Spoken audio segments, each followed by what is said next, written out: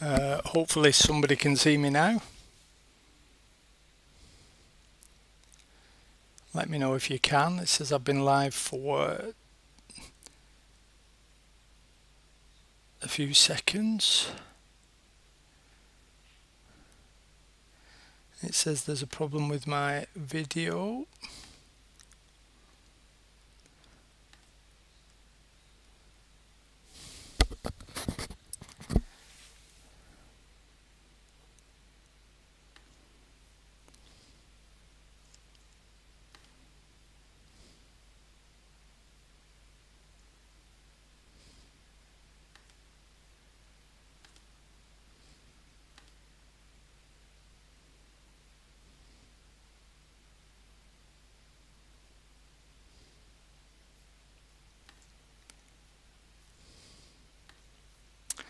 Is there anybody there watching?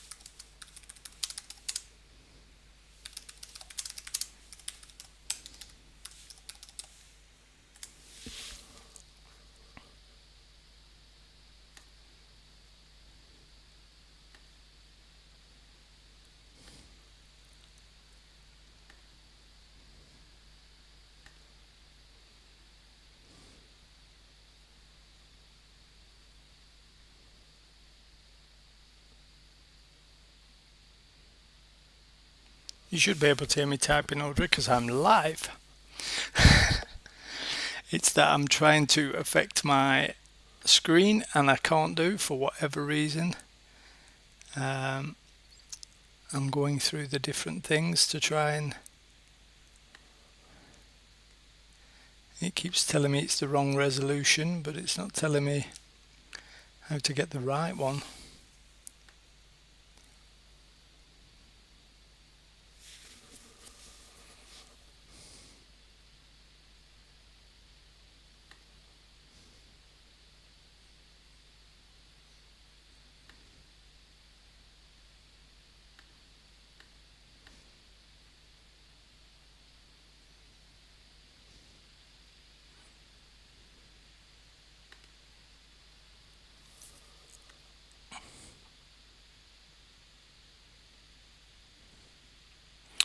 Great stuff. Oh, Hazel can type as well. That's great.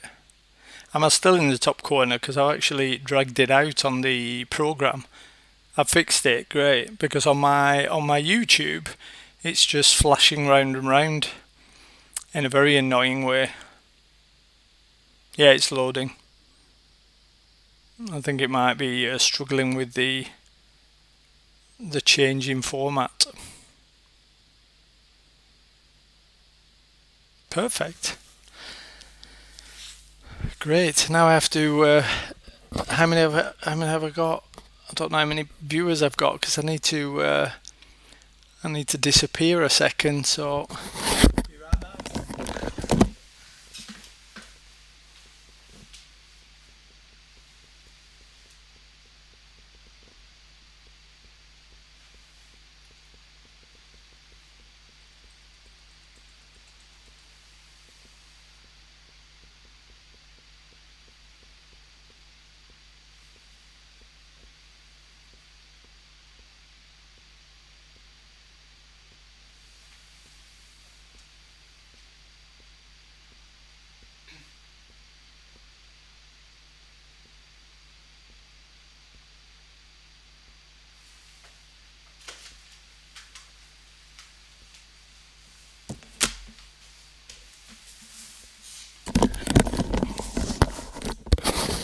Oh, that was spooky. I was walking around and I was still in the screen. How do I share this with people?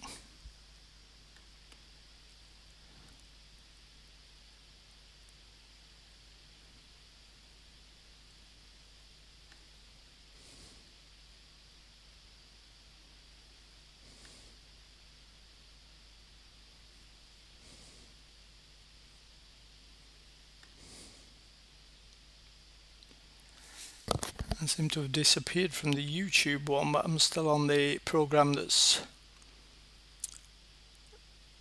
The question is, can any of you see anything? Because I've no chat or anything anymore.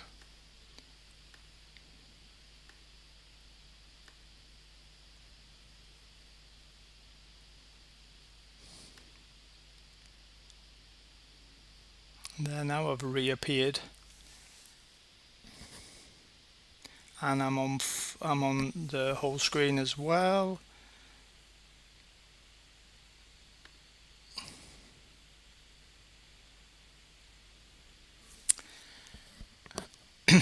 What a time to set this one up there for the last of the... I think I'll go on the other screen because that's actually that's live. That shows everything I'm saying and what I can see at the same time. Audrey, is it still small for you, or?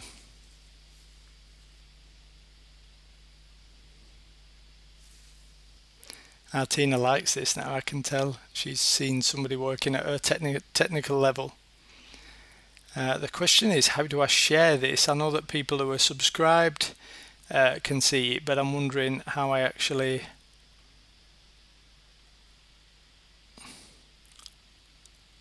Yeah, Hazel can hear me. She's been writing chats. So that's no problem.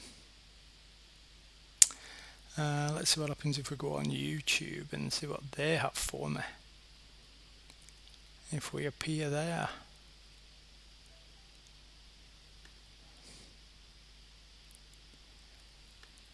Let's see what's going on.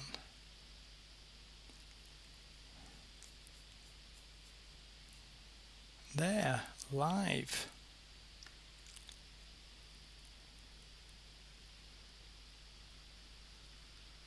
Share.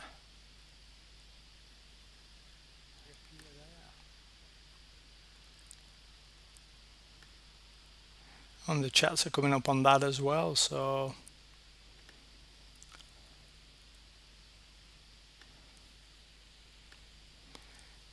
So, Audrey. Audrey, yeah, I'm coming in, so I'll disappear again from the screen.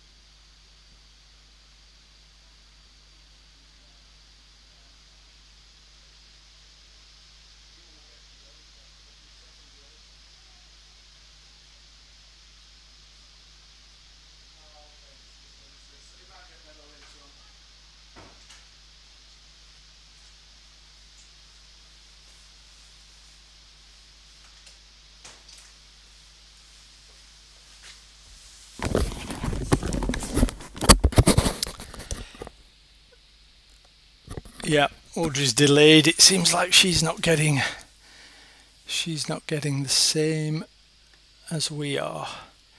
So the question is now, can I get some links shared so people know I'm actually up and running? Let's try it.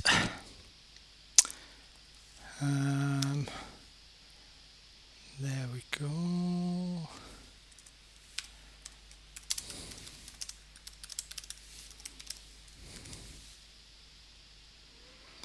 I'll copy that whole thing.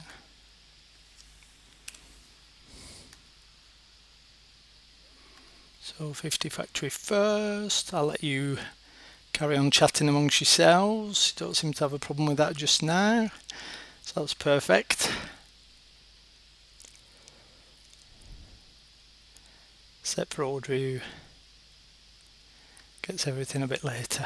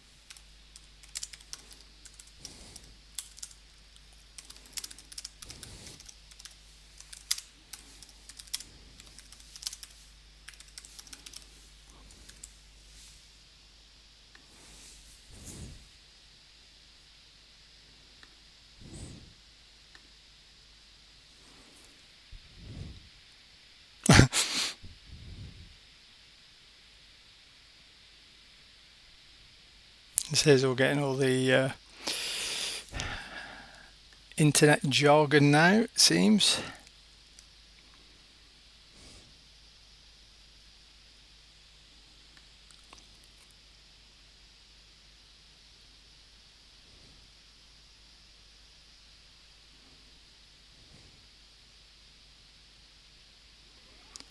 Minute or so and then I'm going to get started. Audrey's already nagging me to do it. I think it officially went live 15 minutes ago, but it goes live for people joining later after 7 o'clock, so I can't really set it up just now. I've got 5 viewers, which I think I know who they are, and we'll see if I get a few more as it goes on. It's going to be a bit weird, this one, because I'm going to be I hopefully can start some recording so that I do have a video. Otherwise the people that have missed it for whatever reason aren't going to get a chance to hear it, which would be a bit of a shame, seeing as it is number 1 after all. Hello there, Heather. We've got Heather in the room. That's great. Like I said, I don't want to start announcing things yet while people are still joining in, especially seeing as it is exactly 7 now. So I've only just put the links up. And Pete's in the bath as always. I had to get you out of the bath yesterday, Pete, for the video, which everyone was a huge fan of. The suspense, it shouldn't be suspense. It depends. I have to turn my volume down a little bit there. I just saw the microphone explode when I don't know if that's... Let's see. Does it sound okay when I'm speaking? Because there's lots of red appearing here on the microphone. I could maybe lower it a bit. See how that works.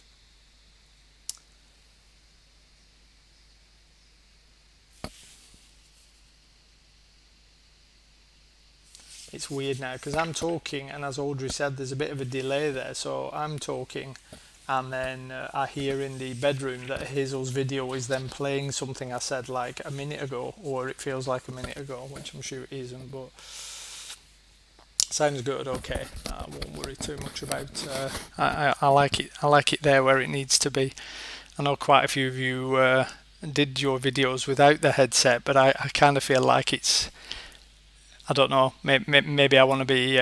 Maybe I want to look more professional when I use my headset. I don't know what it is, but it just feels a bit clearer and easier to do the stuff. Unfortunately, for those that are here, maybe Pete said that a while ago actually before I moved it up. Now I've got Erica, Pete, and Heather here. We've got a bit of a pain in that I couldn't do the rundown from 50 to number 2. The only people that have seen that are the people that live here, because I've had lots of problems with it today trying to turn a PowerPoint into a video so that I could put it on YouTube, and it would not have it. It kept arguing all the time. So good, Pete, thank you. So now I know I've got to try and think, that if I sounded all right a minute ago, then it means I'm alright for this lot. Like I said, it feels a bit weird. I feel like I'm behind. Right, I'm going to see what happens. Yeah, exactly. I'm going to see what happens if I start recording. Doesn't seem to have changed anything, but it records it, so possibly I've been live for 18 minutes, but I've been recording for 9 seconds. So my assumption there is that when I've finished and stopped recording, I will have a YouTube video that I can put on YouTube, as in here is my final video. That could be an idea, Heather. That'd be great. I didn't think of Adobe actually. I'm trying to think. I don't think I've got an Adobe software, but I could definitely put the PowerPoint as is in our Dropbox that me and you have, and then it can maybe turn. I tried to do it through PowerPoint, but it first it said there was an issue with some of the videos that you'd sent in, and then when I compromised them all, it still didn't want to do it. It was still playing annoying. So I can play it through PowerPoint with no problems whatsoever, but obviously I can't upload PowerPoints to YouTube. They don't accept that. So we'll keep in touch about that one, because I actually thought the best way to do it now is, because number 1 will have already been announced, it seems a bit silly to do the 50 to 2. So I can actually add number 1 in there as well and just do it as a 50 to 1 countdown, because it will be a shame for all of those wonderful little snippet videos to go to waste. What do we think? It's 7:05. Should I announce? That's my question to the chat, to the live chat. Is it time?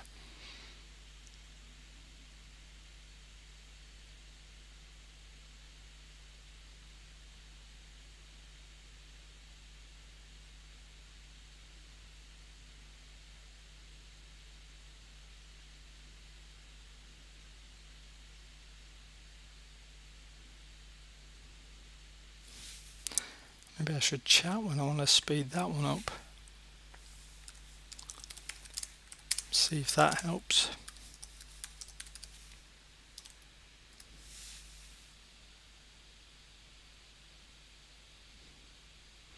Open the envelope, cool. I like that expression. I don't worry, Erica. It was I think I set up the bits I needed to do a little bit too late, so that was the problem. I realised afterwards there was quite a lot of things I did with the recording that I could have done beforehand. I could have done a lot of preemptive. Oof, if Tina's getting stressed, I better get going. Okay, well, surprise, like I said, the people that are writing here, the suspense, there shouldn't really be any suspense. Look what number. It's getting even worse putting this up. So, number one, obviously, the end of the road. Some members of the family are wondering if we were ever going to get there. And this is the big symbol, which is the non-mover. I think a couple of times I've mentioned during the chart that there were 3 non-movers in the top 10, and they were the only ones. I don't know why I kept misleading you with that there were 3. There were only 2 non-movers, and it was Eels at number 8. And then obviously we had this one. Let me just see. Oh, I've got somebody nagging me in messages now. Sonia's sending me a message saying announce. I like the fact that people are talking to me like verbally when they think they're on some sort of video chat. It's all the Zoom. It's this year. It's the 2020 Corona year. Everyone thinks there's a Zoom thing going on. 1994, you now get the bonus of Hazel joining in on this particular video. She's popping out from where she was. So the 90s take up number 2 and number 1. Let me see. I was just about to put the CD up, but Audrey says I'm quiet now. It's good. Okay, good. It is for those who are those who are surprised, those who don't know, it weren't around 10 years ago and 20 years ago. I can understand you getting a bit excited and not knowing who it is, but those around, this came into the chart as a new entry 20 years ago. Obviously that was the earliest it could come in, and it came in at number 3. And then it jumped up 2 places 10 years ago to number 1, and it has remained there. So it was number 1 10 years ago, and it's number 1 now, and it comes from this little gem, Henrik Goretzky. So after all that English and American or US artists with a sprinkling of Swedish, then we get a Pole. We get a Polish artist at number 1. Tina alluded to this when we were sat down listening to number 17. Wolfram said he was trying to work out while listening to it what reasons I had for picking it myself, and why I picked it for him to present. And Tina sat and listened to this tune and said, "Oh, this reminds me of that one you play a lot that you love," and I thought she means Goretzky, but I'm not going to say anything because then I might give away. Erica's written something in the chat there about not remembering. You should remember that day. There were 2 very special days for this track. The first one was the 13th of November 2000, the day I turned 30. That was a party that I had in Burnley, England. I was working in Copenhagen, but I had a party in England, and I had several people there from different areas of the country and the world. In fact, I had Mickey from Sweden and Eva and Janne from Sweden, and I had different other people there. Tina wasn't there. She turned down that party. She didn't come over and visit me there. But Lucy was there. Simon was there. Aaron, who presented number 17, which you haven't seen because of the video going wrong, he was there. Greg and Sharon were there. Sue popped in. And Danny was there. Kelly was there. Reese was there. And basically I played the top 30 tracks spaced out over the day. I think we started off with some on the Saturday. Friday we'd gone out and just had fun, and then Saturday we'd started playing the top 30, and then we're going to watch a Burnley play football game, of course. Heather's asking if she was there. You were there as well, actually. Yes, you were quite young then. You were part of the. You upset me on the Sunday because we had the cheese and biscuits, where I chose my 30 favourite cheeses, but then I went to Tesco or Asda and bought quite a few different cheeses, and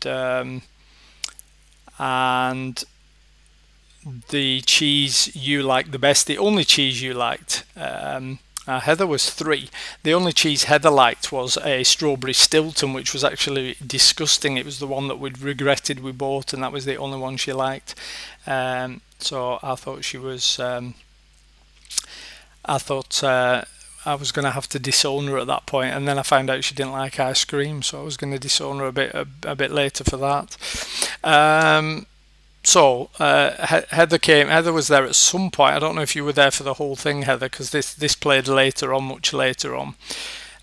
This was after the football, after the meal. I'd broken the chart up so that, and people were wondering why the top 3 needed to be long, which I can tell you why, is because my number 1 track of all time is actually called Symphony of Sorrowful Songs.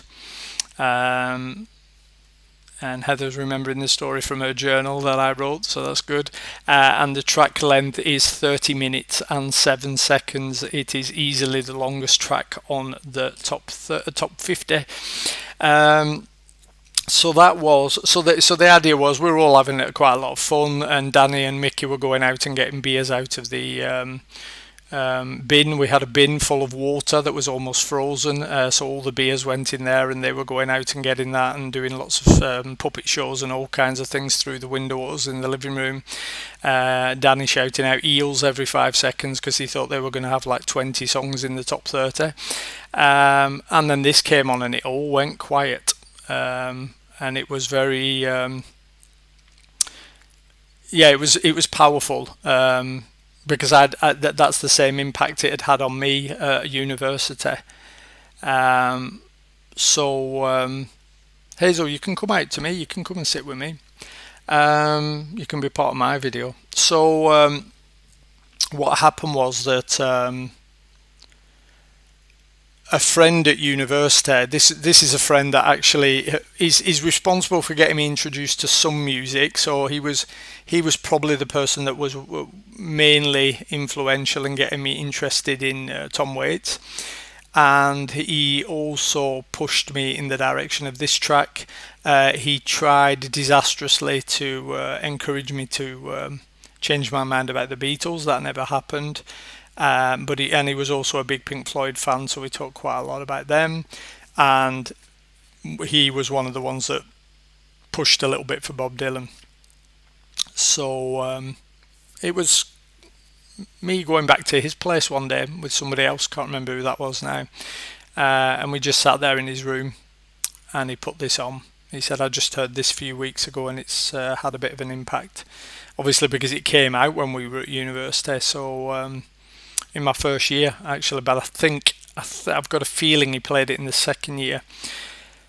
And we just sat there in the same way for the 30th. We were just completely blown away. We just sat there in silence and just listened, and we got taken in by all of it. And then, like I said, 5 years later, it appeared in my top 30, and that was the same effect. Very powerful. Hello there. Very powerful, with lots of people just sat in silence listening for the full 30 minutes. And then 10 years later, when it had finally made it up to number 1, then I had a small gathering as part of my 40th celebrations. That was the 13th of November again, 2010. And there I had Niklas and Erica, and Ninos and Berlin and Greg, and Tina wasn't there because it was a no kids allowed. Hazel wasn't even born, and Audrey was only 2 years old, so I didn't want them being a pain and disrupting the important top 40 chart. So they actually went to visit Maria in Linköping that day, and then came back for the big party where I had a few more people there. But I remember Per was there, Eriksson, I can't remember if Pebberleen was there. Mickey was there. And again, it had the same impact. Gone through the chart, and people had comments, and people were chatting during the songs, and we had fun. And then all of a sudden, this came on, and it all went quiet again. It does have that much of an impact. It breaks away. It definitely sticks in with the melancholy aspect of what I like about music, with the fact that it's called Symphony of Sorrowful Songs, Symphony number 3. But at the same time, it's not really the sort of melancholy that usually falls into place, which is the melancholy in terms of relationship breakup. I never did work out that how many of those are in the chart, but I'd say there's a lot. This one is actually a much more tragic and disturbing message. You might be able to guess based on the fact that it's a Polish composer, contemporary music, but it's actually regards the Holocaust. So obviously it's a very tough topic. There are lyrics, but they're not sung in English, so you won't be able to pick up what's going on from that. But you should really be able to pick up what's going on from the music itself. It feels tough. My idea was that I would put it on, and we would, those that are here would kind of listen to it together. I know it works in a little bit of a different way, that based on the impact it would have had if I'd have had a few people sat in the same room as me. I think it's going to be tough for me to listen to it today, because it's one of those tracks that I usually, even though I can play it whenever, I usually play it when I'm having a bit of a tough period, because it's almost like that case of it's like I want to immerse myself a little bit in it. It's going back to my love of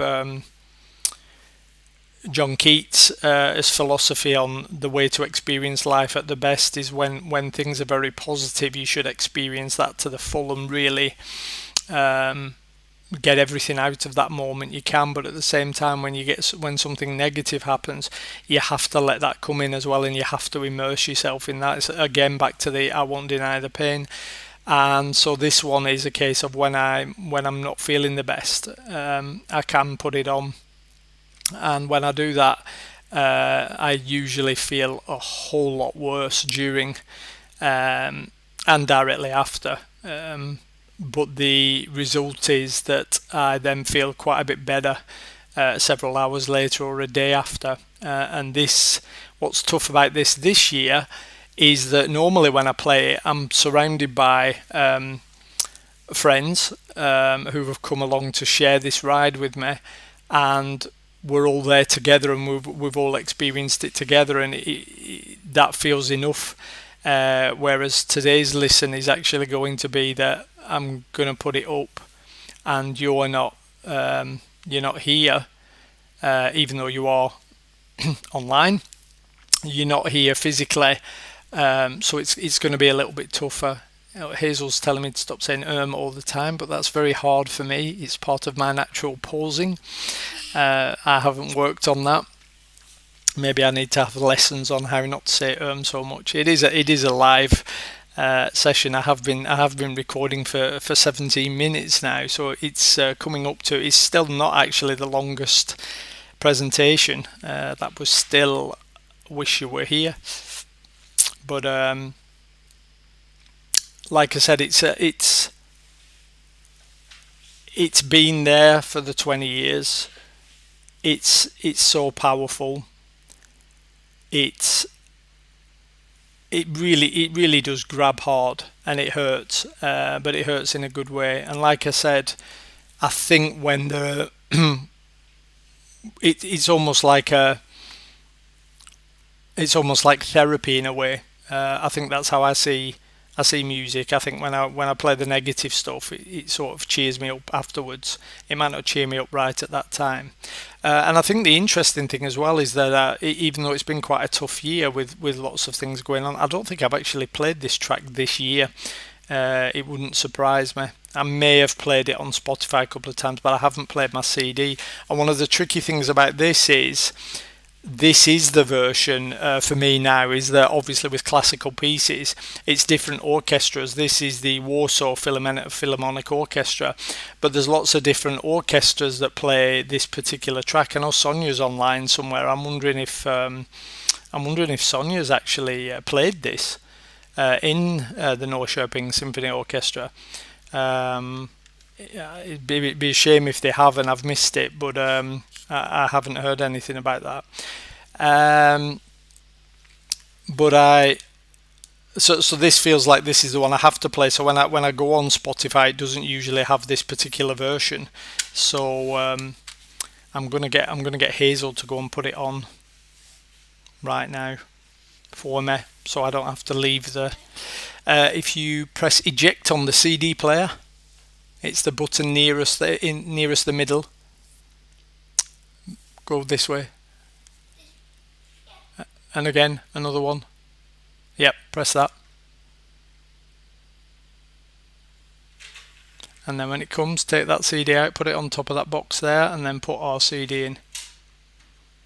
Oh, Friedrich's on as well. No, you haven't played it. No, I was going to say if you had and I'd missed it, I'd be a little bit stressed out about that. So, well, it's got started now. It's very quiet in the beginning, so don't turn it up too much, Hazel, because no, you need to turn that down a bit. That's very loud when it kicks in. So let's get back to the streaming here. I disappeared then. So Hazel, my assistant, has put it on. I don't know if you can hear it. Let me know. Actually, Hazel, if you turn it up a bit. No, if you do it, just turn it up and I'll tell you where. There, leave it there. So we've started now. So the idea is that when it kicks in a little bit, I'm gonna just leave it running. I'm gonna sit here, but I might move around a bit. So because it's not the most exciting thing to just sit and watch me. Obviously, feel free to clear off and listen to it somewhere else. But this was the or is the number one and has been for a whole 10 years now. No, okay. I need to get my. If I move a bit, I can move. You can turn it up a little bit as well. It's because it's got to come through my. It's got to come through my headset. That's the thing. No, you shouldn't be hearing too much at the moment because it starts off very, very low and very slow. Yeah, put it on Spotify. It's a good choice. Like I said, you might not get this version, but you'll get a version. So it's Symphony number 3, Symphony of Sorrowful Songs, but then you want to be playing Lento, and it's the one that is around 30 minutes long. There's three tracks usually on the album. One is about 10 minutes, the other is about 18 minutes, but it's the first track that is 30 minutes. Have to remove the headset. That could be an idea actually, Matt. For the first time in a premiere, I might be able to. Wonder if it'll freak out and not.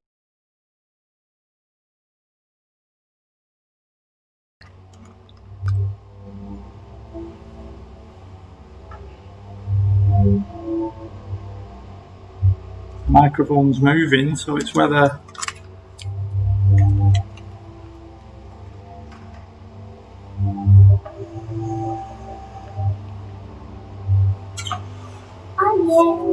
Sorry.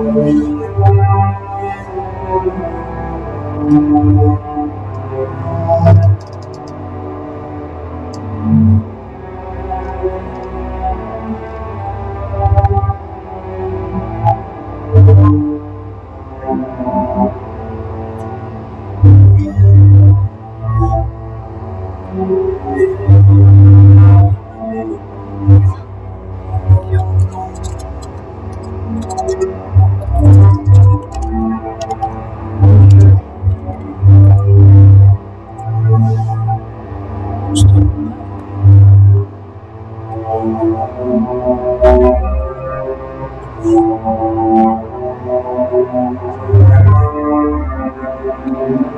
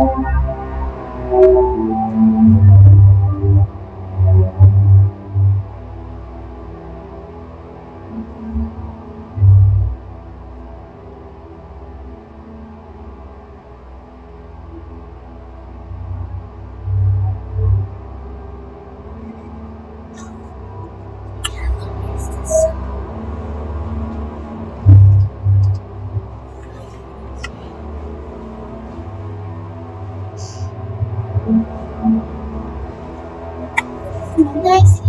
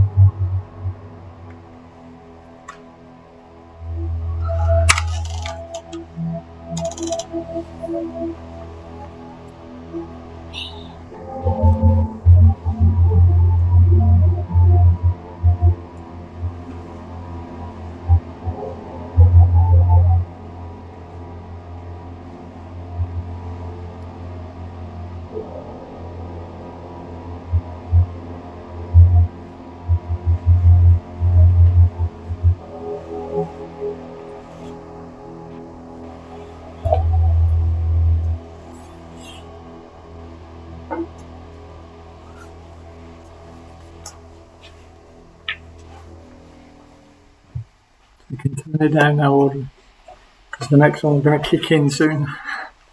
Next one. So that was it, everybody. Super long song. Yeah. Well, you knew that in the beginning. It was like 15 hours. Well, if you'd listened Half in the an hour. beginning, you would have known that, because I said it's 30 What minutes did long. should I say? It was like this.